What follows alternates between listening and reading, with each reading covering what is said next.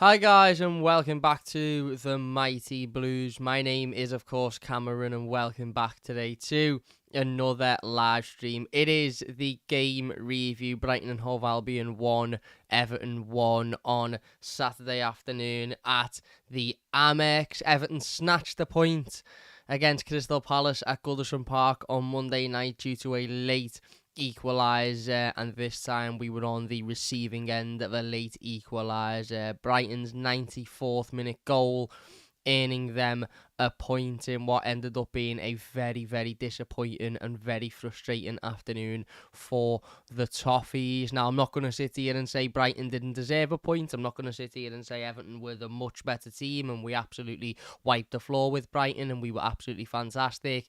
The truth of it is, for large parts of that game, Brighton had control of the ball, they had control of the possession, and for the first, I don't know, maybe 35 minutes, Brighton were definitely the team in control. Everton were really, really poor. For me, one of the worst first 30 minutes of football I've seen from a long, long time from this Everton side. Not only could we not get anywhere near the ball, but when we got the ball, we wasted it and we gave it away far too easily. We did grow into the game the longer it went on, and the last sort of 10-15 minutes of the first half we become a lot more comfortable, and then I thought the second half was much more competitive, much more even, and as we've just said, unfortunately Everton were on the other end of a late equaliser, and it just really, really is disappointing, isn't it? It's really, really disappointing when you think about the fact that we've not won a Premier League game since December, when you think about the fact that we are still in a relegation battle. Now, obviously, things have been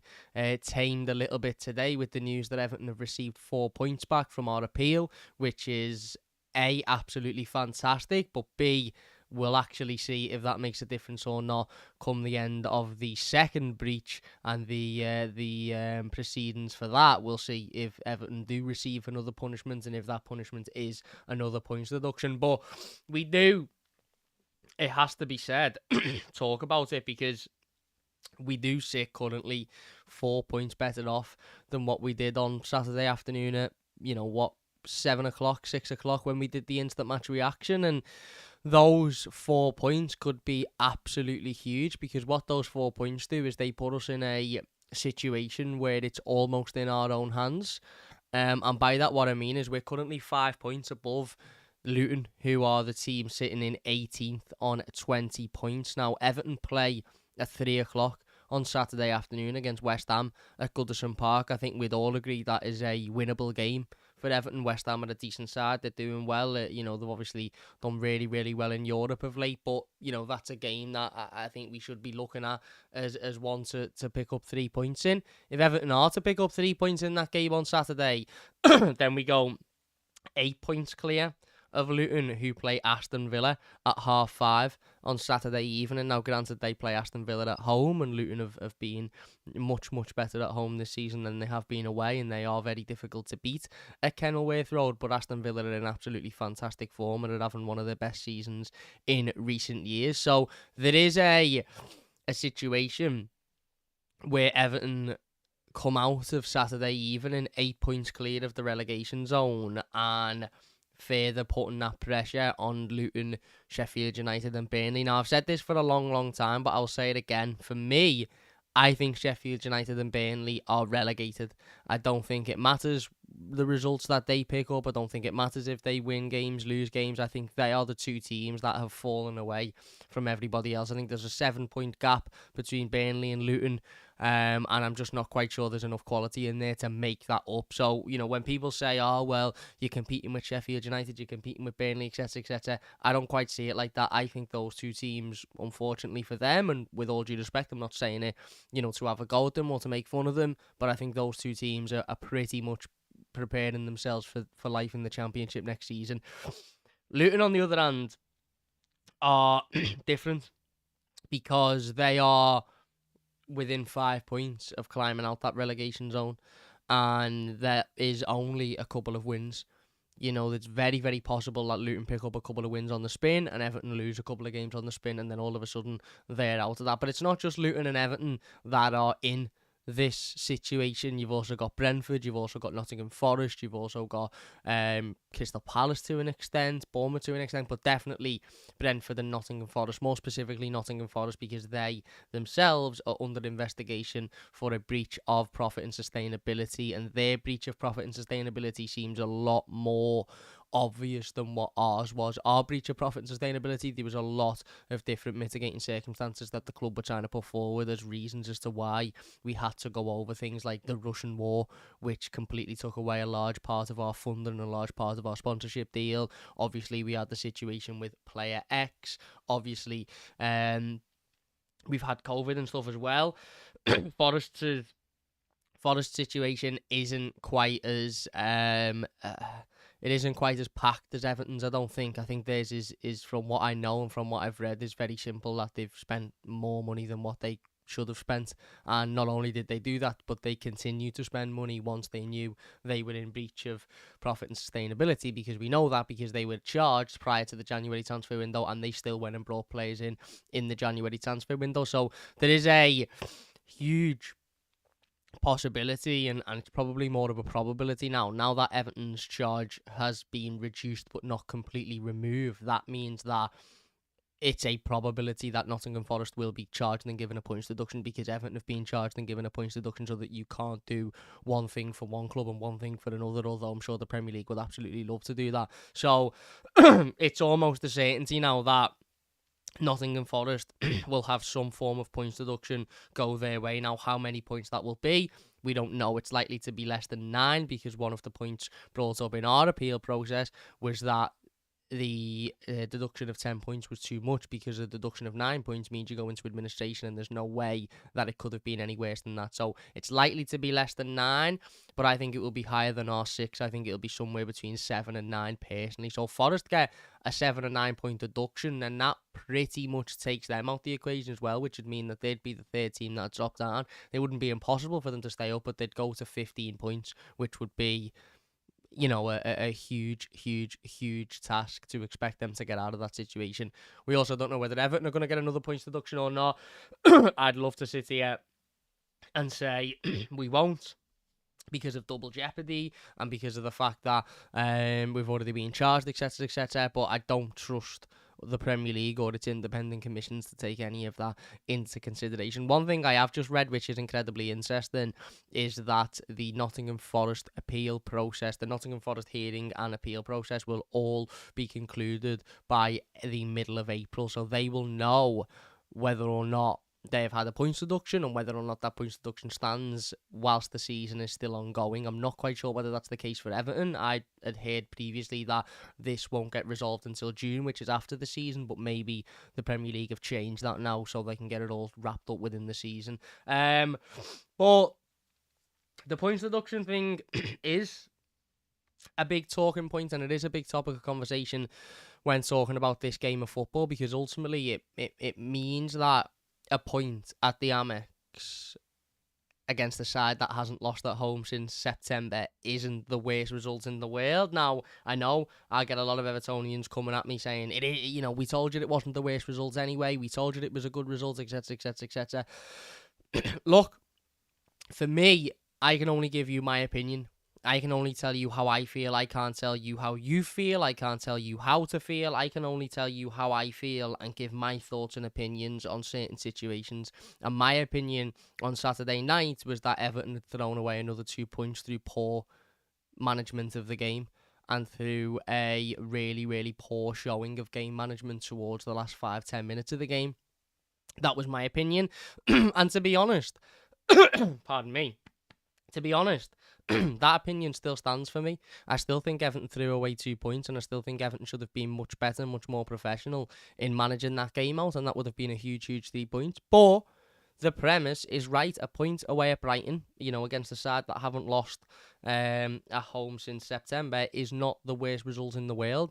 Now, if we turn up on Saturday and beat West Ham United, all of a sudden that becomes 8 points in the space of a week, which is huge because we've only played 2 games. But that would be massive because, as I said, that would put us 8 points above Luton. Now, okay, Luton have got 2 games in hand, but, the old cliche reads, would you rather have the points or the games in hand? I would rather have the points on the table all day over the games in hand. Everton have been in situations over the last 2 years where we've been 6 points behind somebody, but we've had games in hand, and it's not always quite worked like that. Now, granted, we've managed to stay up, which is a real big positive, but I would much rather have the points on the board than the games in hand. Another thing to consider is below us currently in the Premier League table are Brentford, Nottingham Forest, Luton, Sheffield United and Burnley. Now, Everton have to play all of those teams between now and the end of the season,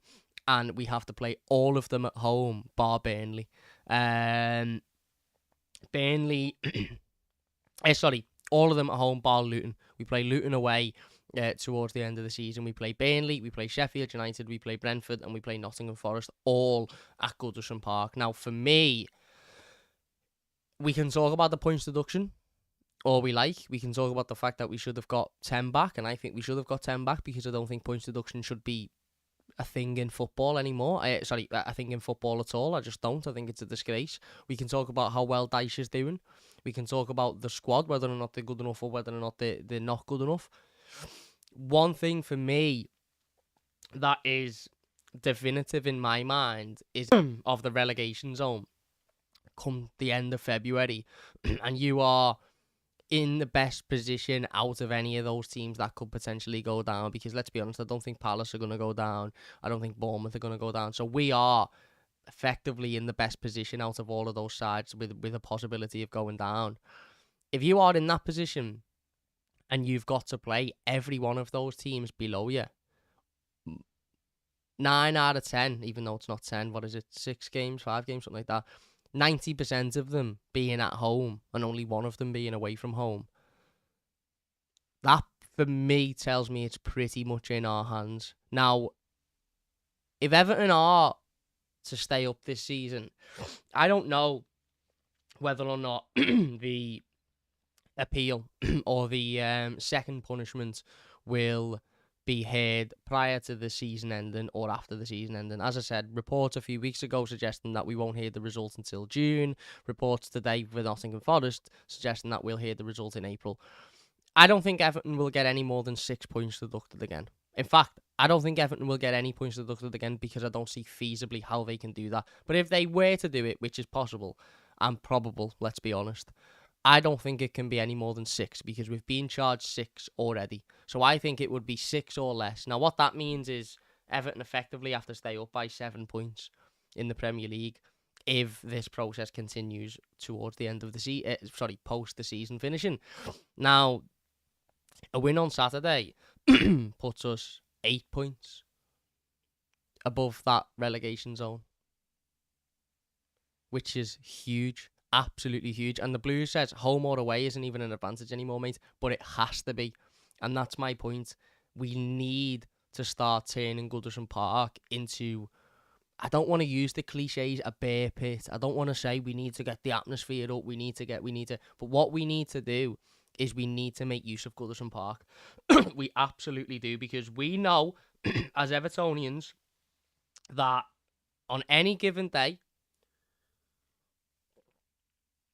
against any given opposition, sorry, my throat is absolutely killing because I've just done a 50-minute live stream before and my voice can't handle talking to itself for an hour twice. But what was I saying? If I completely lost my voice. If we know that on any given day against any given team, we can beat anybody at Goodison Park. If everybody is aligned in the same thing. Everybody's fighting the same cause. Everybody's battling for the same thing. The fans are up for it. The players are up for it. The manager's up for it. The manager's willing to be brave. The fans are willing to allow players to make mistakes and not jump on their back. The players are willing to give that extra 5-10%. We can beat anybody. I firmly believe we beat Bournemouth in the last game of the season last season because of the energy within that stadium. I don't think we were losing that game of football had we have played it 10, 15 times on the spin. I really, really believe that. So we as a fan base now need to put our attention on getting behind the team and getting behind the team on the pitch. We know the outcome of the points deduction now. We've got 4 points back. We've had a 6-point deduction. We don't deserve it.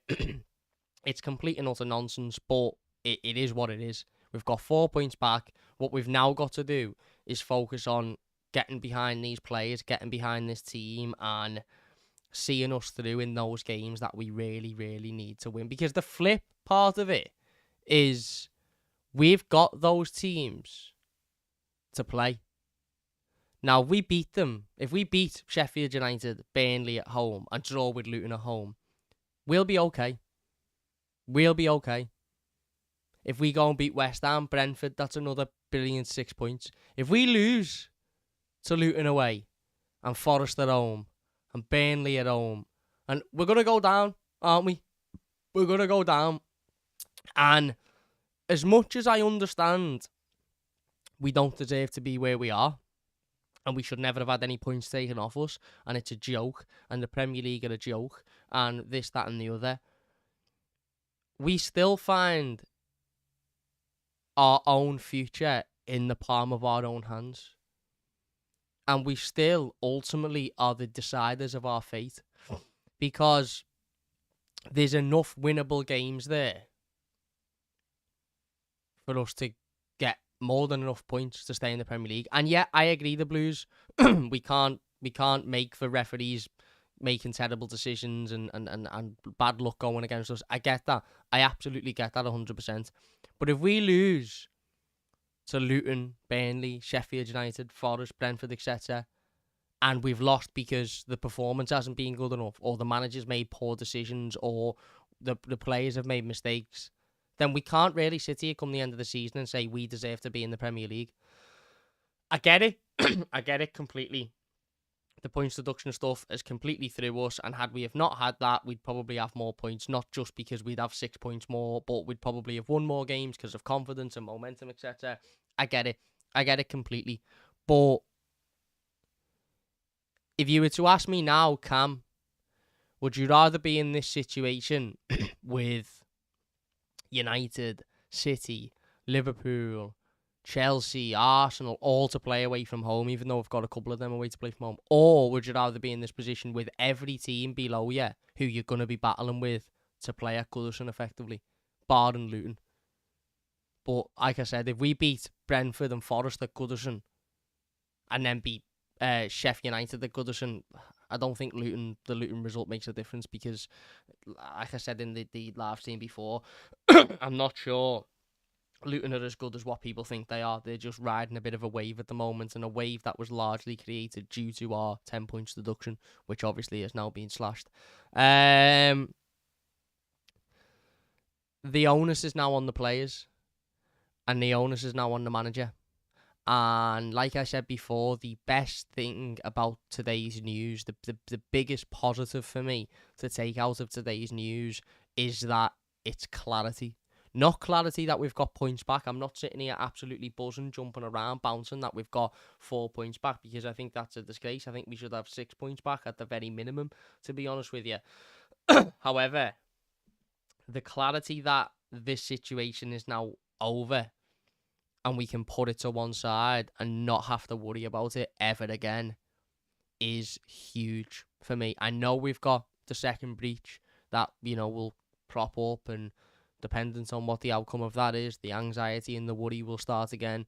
But we need to make sure that we pick up as many points as we possibly can whilst that worry is eliminated. The second breach, we'll probably know more in a month or so. In a month or so, maybe midway through next month, we'll know if we're being punished, what the punishments will be, and whether or not the club are going to appeal the punishments. But until then, we need to pick up as many points as we possibly can, because this is the time now. And the thing that I'm most grateful for out of the news today isn't the 4 points back. It isn't the fact that we're now 15th in the Premier League table. It's the fact that we can now actually start focusing on the fucking football. Do you know about, instead of focusing on like the accounts or the finances or the structure of the stadium, financial payments, or worrying about a takeover over our head, even though that's still going on, we can finally focus on the football and winning games of football. And like I said 3 months ago, you are an absolute idiot. An absolute idiot if you don't think that points deduction affected those players and that manager. An idiot. Of course it did. And they may not have admitted it at the time. And he didn't admit it at the time, Sean Dyche. But he's since come out in the last 2 weeks and spoke numerous times about how the points deduction is affecting the team. He spoke about how he doesn't believe the points should have been taken off us until the process of being completed, which is spot on. But that shows you that there's a negative impact. Players like James Garner coming out saying, yes, it does have a negative impact on us. So what we need to do now is put that to one side, not worry about it, and focus on winning games of football. And if we've got to win them, I've got no issue, by the way, with the way in which Sean Dyche plays. But I will stand up and say, if you are going to insist on that way of playing, which, let's be honest, we all know isn't particularly entertaining. It isn't particularly exciting. It's hard. It's over-the-top balls. It's boring. It's long. It's relying on set pieces. It's everything Sean Dyche is, and I've got no issue with that. I've got no issue with it whatsoever. I've got no issue with watching Everton do that in every game I watch from now to for the rest of my life. But it needs to breed results. Because if it doesn't breed results, then there becomes a problem. And you can't just say, well, it's not Sean Dyche's fault. It's not Sean Dyche's fault. People have to take responsibility. And the way in which the manager plays will only be accepted at this football club if it is getting results.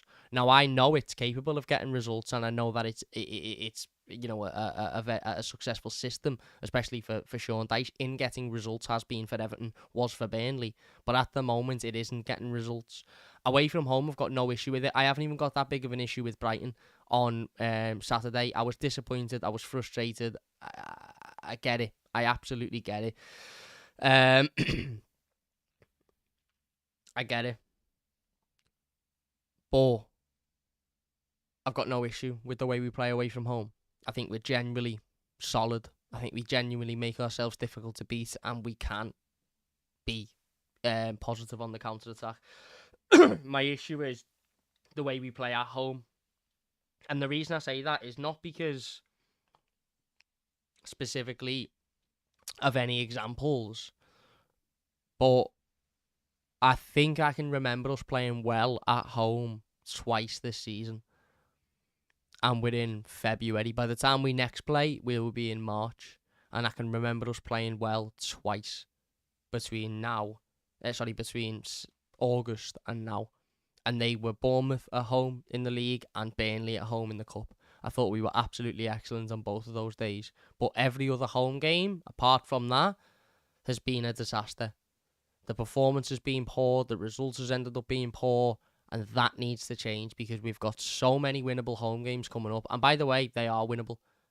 I know people say, what makes them winnable? What makes them must-wins? They are. You're an idiot if you don't think Everton versus Sheffield United at Goodison is a must-win. You're an idiot if you don't think Burnley against Everton at Goodison is a must-win. You're an idiot if you don't think Forest against Everton at Goodison is a must-win, or Brentford, because these are all teams that are in and around us and we're playing them at home. If we don't win them, then we can't say, nothing to do with Dyche. It absolutely is to do with Dyche because he's got it in the palm of his hands. I get it. He's had a difficult time. I'm not saying he should be sacked, get rid of him, he's shite. What I'm saying is he's got the opportunity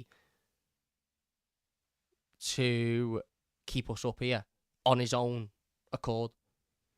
Now, if he goes and gets all them results and then we get another 6-point deduction and we go down anyway, then I'll hold my hands up and go, do you know what, that's nothing to do with him. But the reality is we need to be better at home. We do play the same way at home and away. That's the problem, mate. That is exactly the problem. We can't play the same way away from home as we do at Goodison because it doesn't work. We need to find a different way of playing at Goodison Park that works for this squad and works for us. I don't remember us playing the long ball up to Dominic Calvert-Lewin when we beat Bournemouth 3-0. I don't remember that being a big lumped ball up and then we'll just hope that something can happen. No, we were much better. We were passing the ball around. It was nice one-touch play. We were moving into areas. I really, really struggle to agree with the notion that this team is that limited that it can only play a big lump ball up. Because, I get it. It's not great. I understand it. The players aren't great. The players haven't got, they're not blessed with a lot of quality, and they're not blessed with a lot of pace or anything else. But I've seen this Everton team put performances in that are much, much better than anything we've seen in the last few months. Much, much better than anything we've seen in the last few months. And we can sit here and we can argue all day about the way we play, about how we set up, about the way the manager sets up, about his in-game decisions. The reality is we all are on the same page because we all know Everton have got to start winning home games. I don't think there's one Evertonian that would sit there now, honestly, and tell me that they are happy with our home record this season. It's impossible for anybody to be. We've won 3 home games and we're in February. But the positive is we've got another winnable one on Saturday, and if we win it, we're 8 points clear of the drop before Luton play, which, ultimately would be absolutely huge.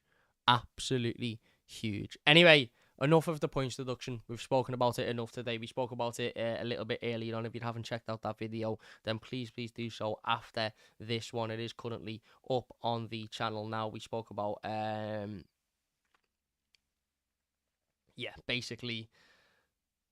basically the deduction, what it means, what it could mean, and all of that sort of stuff. So yeah, go and check that out if you haven't already. But yeah, Brighton Saturday afternoon. We knew this one would be difficult. Brighton are a good side, really, really good attacking side, doing well this season, considering they're in Europe for the first time in their history, I believe, and they're doing well to manage the European and domestic games and success in those European and domestic games. It isn't easy. We know that firsthand, being Evertonians, that, it isn't easy. We've seen Everton play in Europe numerous times, or certainly I have in my lifetime, and struggled in the Premier League because of that. And I've seen Everton play in the Premier League well and struggled in Europe because of it as well. So, Brighton are doing really well this season, and we always knew it was going to be a difficult game. We always knew it wasn't going to be an easy afternoon for us, but I thought the manager set up exactly how I expected them to set up, and I thought Everton performed exactly the way I expected us to perform. Now, okay, granted, I thought the first 30 minutes was really, really poor from an Everton point of view. I thought we struggled. I thought Brighton were absolutely all over us. They had all of the possession, they had all of the opportunities, they had all the chances, and we looked like we couldn't get a touch of the ball. It was it was a little bit embarrassing, to be honest, that opening half an hour, because it was like watching, a school game where it's the older kids versus the younger kids, and we were the younger kids. We couldn't get a touch on the ball. We were just running around aimlessly for sort of 30-35 minutes, and every time we did get the ball through their mistake or through a loss of possession, we wasted it. Every time we got the ball, we wasted it. We gave it away. The touch was poor, the pass was poor. We had one where I think we were about, I don't know, was it 15, 20 minutes into the game, and we hadn't touched the ball for about 5 minutes, and they made the mistake. They give us the possession. Jack Harrison's got the ball. He's running with it. He's got a 5-yard pass in front of him, and he gives the ball away. And you're just scratching your head thinking, you can't afford to be that sloppy and that wasteful when you are playing a side that are going to have the majority of the possession and are going to have the majority of the ball. You just can't afford to do that. What I think we did well in that opening half an hour, 35 minutes, was completely nullify Brighton. We limited them to very, very few opportunities. They had a couple of free headers in the box from corners, which I think were a warning sign for what was later to come, and what ultimately did come later with the equaliser late on. The Blues says that's exactly what I say. These players can't be helped.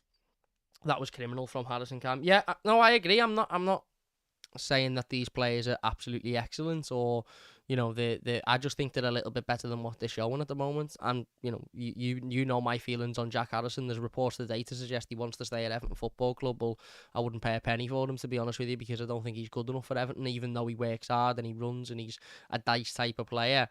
I just think anything over £5 million is far too much. I think you can get better for less than what Leeds will want for him. But I thought as I said, we defended relatively well in those opening exchanges of the game. Although they had a couple of free headers and a couple of opportunities, they were straight at Jordan Pickford, and Jordan didn't really have much of an issue dealing with them. We then started to settle into the game a little bit more, didn't we? You know, the final sort of 5-10 minutes of the first half. I wouldn't say we were in the game. I wouldn't say we were sort of breaking forward, creating chances, making it difficult for Brighton. But what we absolutely were doing was calming it down, stopping them from having, so much possession, stopping them from absolutely bursting forward and putting us under pressure and having chance after chance after chance after chance. We were sort of, we were stopping that for the last 5-10 minutes of the first half, and we were bringing the tempo down and bringing the pace of the game down to a level that we wanted it to be at, rather than a level that they wanted it to be at. We then obviously come out for the second half, and I thought we were much, much better. I thought we were much, much better in that second half. I thought we were calm. I thought we controlled the play a lot more. I thought we got into the game a lot more. We were creating more opportunities for ourselves. We looked more of a threat on the attack. We just looked much, much more composed. We looked like the Everton that played at the Amex last season. We looked like the Everton that played at, the City Ground this year, or the London Stadium, etc. We looked so much more comfortable, so much calmer, so much more compact. And it was almost as if, we were ready to sort of to try and go out and get something out the game. And that is exactly what happened. We had a big opportunity. A big opportunity. Obviously, Brighton had continued to have chances. They had a couple of half chances, as I said, from crosses into the box, but Everton had dealt with them brilliantly all game. I thought James Tarkowski and Jared Branthwaite were both absolutely fantastic. Again, on Saturday, I think their partnership just continues to grow and grow and grow and get better and get better and get better as the weeks go on. And once again on Saturday, they put pardon me. They put another really impressive performance in. Both fullbacks as well. I thought Mikalenko was absolutely sound. I thought Ben Godfrey was absolutely sound.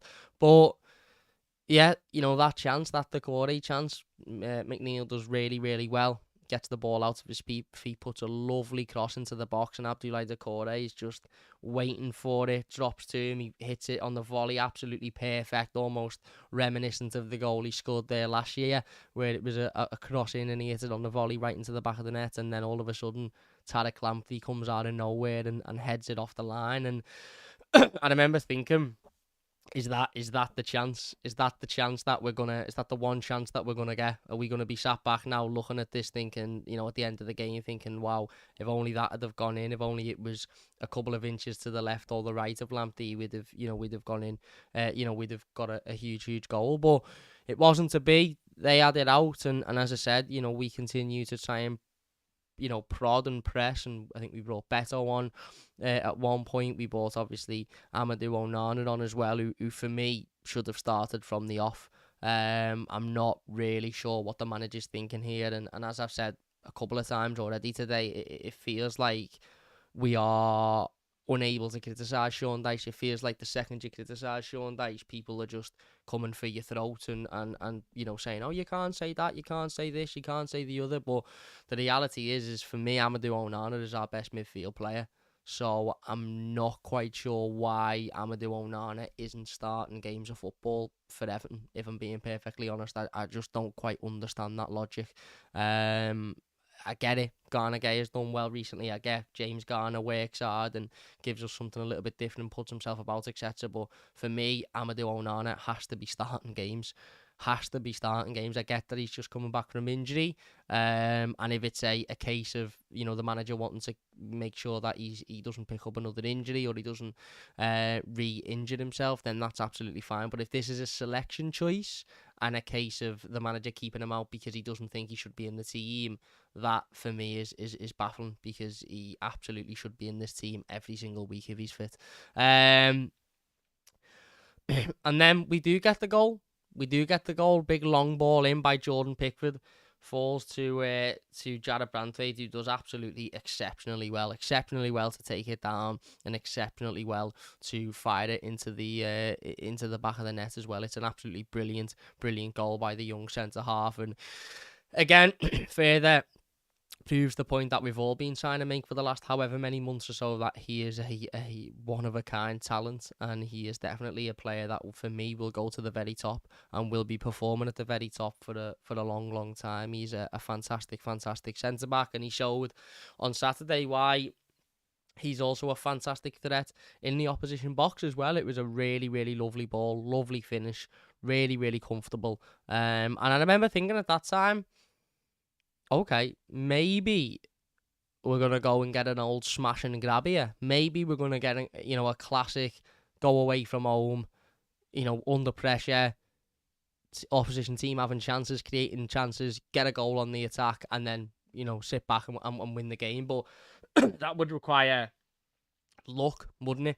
That would require Everton having a bit of luck. That would require Everton getting a result that maybe we didn't quite deserve, which we know never happens. Everton only ever get results if we absolutely deserve it. Yeah, no luck as it is, but it was a great goal. Really nice touch and an absolutely fantastic sight by another one of our centre halves. By the way, that's two of our centre halves now that seemingly can strike a ball better than any of our forwards, which is incredibly worrying. 3 if you include Tarkowski, because his long balls are much better than anything we've seen produced from any of our wingers this season. So yeah, worrying. But we then kick off again a couple of minutes later. Brighton get a red card. The first time Everton have had a man advantage in a game since 2020, I believe. Billy Gilmour goes in with a really poor, really badly judged mistime tackle on Amadou Onana. Leaves one in on him. Quite surprising that Amadou didn't come off any worse, to be honest, than what he did, because it looked a really poor challenge and a really poor case of timing. But Billy Gilmour, straight red, not even thought about VAR, checked it over and cleared it straight away. And I remember looking, thinking, at Everton 1-0 up, away at a team that haven't lost at home since September, and that team are now down to 10 men because they've just had a sending off. Surely this can't all go the way that it's going now. Surely the universe won't allow it to be this good for us. Lo and behold, it wasn't. If you are enjoying it, by the way, please hit the like button. Does only take a second. If you are new to the channel, please do subscribe. Lo and behold, it wasn't. Yeah. We get to 90 minutes, relatively comfortable. I mean, and if you have a look at when Billy Gilmour was actually sent off, let's have a little gander here. So, Gilmour was sent off in the 81st minute. So we scored the 73rd. Gilmour was sent off in the 81st. So for the other 9 minutes from 81 to 90, I don't think Brighton put much pressure on us whatsoever. I thought we looked relatively comfortable. I thought they... Pardon me, by the way, my throat is absolutely on the floor at the moment. I thought they looked like they had given up. They looked like they'd sort of just accepted that it is what it is and we'll just move on and go again next week. And not often have I thought like this as an Evertonian over the years, but I sat there with 5 minutes to go, and when I say that, I mean on the 85th minute. And I was sort of sitting there thinking, do you know what? I think we'll win this game. I think we'll absolutely win this game comfortably, because it seemed like Brighton, as I said, had checked out at that point. And then the board went up for 9 minutes added on, and not only was 9 minutes added on an absolute disgrace, by the way, where they got 9 minutes from is absolutely beyond me. They must have plucked that out of thin air because Everton were winning. But the board went up with 9 minutes on, and it seemed like from that point onwards, the team just completely shit themselves. And the manager just completely shit himself. And it all went to pot, didn't it? Now, obviously, as soon as that board went up, there was going to be a reaction from the Brighton fans. There was going to be a reaction from the Brighton players. Of course there was. They've now got an extra 10 minutes effectively to go and find an equaliser. But I expect more from this Everton team. I expect more from Sean Dyche. I expect more from this squad of players. I expect them to be able to manage a game. I expect them to be able to see a game out. You know, with 5 minutes to go, 1-0 up, one man up. I expect us to be able to see that out. And when people are so consistent in their appreciation for the manager and so unwilling to accept and admit when he gets something wrong, I'm just not sure how you can look at that and think that is an acceptable outcome. 10 minutes to go. And I agree, the players have every part of playing that as well. As Jared Brandtwaite's come out today and said he doesn't know why things changed, but they did. Maybe the players' mentality needs to improve. Maybe it become clear to the players that they were only a few minutes away from a big win and they absolutely shit themselves. But the minute that board went up, it felt like all of a sudden we were the team under pressure. We were the team on the back foot. We were the team who needed to go out and get something out the game. But we weren't. We should have been calm. We should have been comfortable. We should have been collected. We should have been able to see that game out with no problem. Their goal, Lewis Dunk, runs in front of two of our players. Two of our players he runs in front of to get up. The Blues says, what did he actually do wrong? Well, there was no need to bring Ashley Young on, in my opinion. No need to bring Ashley Young on. What he did was he invited them on and tried to sit back rather than pushed forward. And it almost seemed as well like we were more comfortable with 10 men than with 11 men than what we were against 10 men. And that for me is just, when you're in the position that Everton are in, I don't care whose fault it is. I don't care if it's Ben Godfrey's fault, if it's Sean Dyche's fault, if it's Dominic Calvert-Lewin's fault, if it's Amadou Onana's fault, if it's Bill Kenwright. I don't care whose fault it is. Bill Kenwright, Denise Barrett-Baxendale, Farah Mashidi. I'm not arsed. All I care about is that Everton haven't won a game of football since December, and that needs changing. And I think everybody, the manager, the players, everybody, probably the fans, can do more in trying to change that. No, I'm not going to pretend anything, mate. I'm not saying don't take Decore off, but don't put Ashley Young on. There's no need to bring a 38-year-old on with 10 minutes to go when you're trying to hold on to a win. Absolutely no need whatsoever. Could have brought Seamus Coleman on and just moved, I don't know, but gone 5 at the back. That's what he could have done. Could have brought Michael Keane on and gone 5 at the back. All would have been better options than bringing Ashley Young on. But no one plays in midfield. Go 5 at the back and just have the 2 in midfield and take Decore's role out of it. But yeah, I just don't think, I'm just not willing to accept. I'm not willing to accept that, oh yeah, we conceded with 5 minutes to go with a man advantage.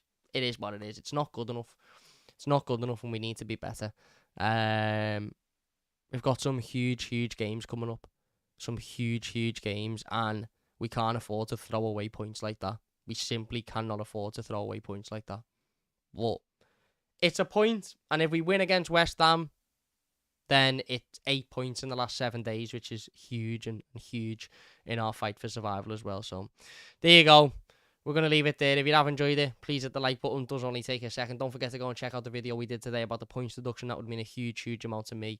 If you are new, don't forget to subscribe as well. That would mean a huge amount to me. Big thank you all for watching. See you after.